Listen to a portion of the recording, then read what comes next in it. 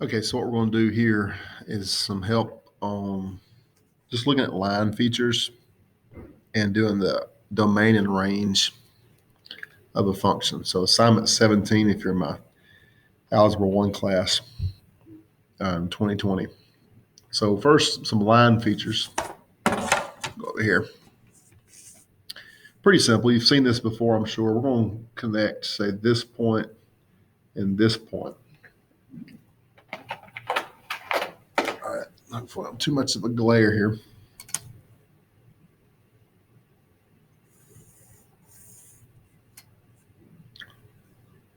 That didn't copy at all. There we go.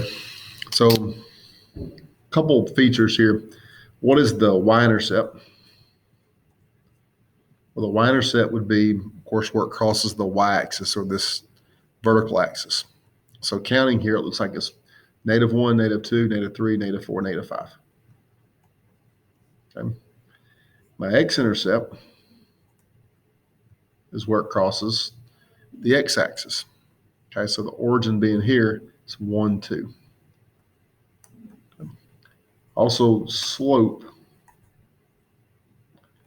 All right, to get the slope, you could use a formula with two coordinates if you wanted to, but if you have access to the picture, it is better just to find 2 points that the line goes through and then count. Slope, I come up here with it. Slope is rise over run. Okay, you've heard that before. So in this case, a lot of times you can just take the intercepts. It doesn't have to be the intercepts, but any 2 points that goes through, you can use. So I'm going to use these two. So the way we count is start with the point that's farther to the left and go towards the point on the farther to the right. So I'm going to count up like this: 1, 2, 3, 4, 5. Which you know that's 5 for my y-intercept. Up 5, that's my rise. And then I would be here if I went up 5. So I'm going to go over now. 1, 2.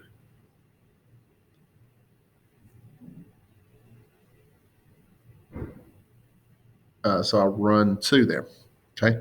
So my slope would be 5 over 2. And a couple things. It's a positive slope because you're going up to the right. It's one thing to notice. Also, the steeper the slope or the steeper the line, the higher the slope. So if I had a slope that was bigger than 5 over 2, like 10, for example, then it would be steeper. Also, you will often hear the slope be called the average rate of change. Now, the average rate of change is simply the slope. Now, average rate of change for a nonlinear function, which you'll see later, is not the slope necessarily, but since a line always has the same rate of change, the average rate of change is just another word for slope here. You may also be asked if the line is increasing or decreasing. Well, you read a graph like a book from left to right. So this graph is clearly increasing. Okay, you're going up to the right. It would be down to the right and have a negative slope if it were decreasing. One more thing they may ask you to do here, they may ask you to write the equation of the line, which if you have this information, the y-intercept and the slope, that's an easy task. Because you may remember y equals mx plus b. Well, your slope is m, and the y-intercept is b. Okay? And that ties into the explicit rule for an arithmetic sequence, which is the connection there. One other thing you may be asked in assignment 17 is about domain and range. So, pretty simple case. Let's say you have a man that makes $20 an hour. And let's say he works up to 40 hours. Okay. And it may say, what's the domain and range in this situation? Well, first of all, we need to identify what's X and what's Y. Time is almost always X. It's the independent variable, which generally time is independent. So I'm going to let X be the number of hours.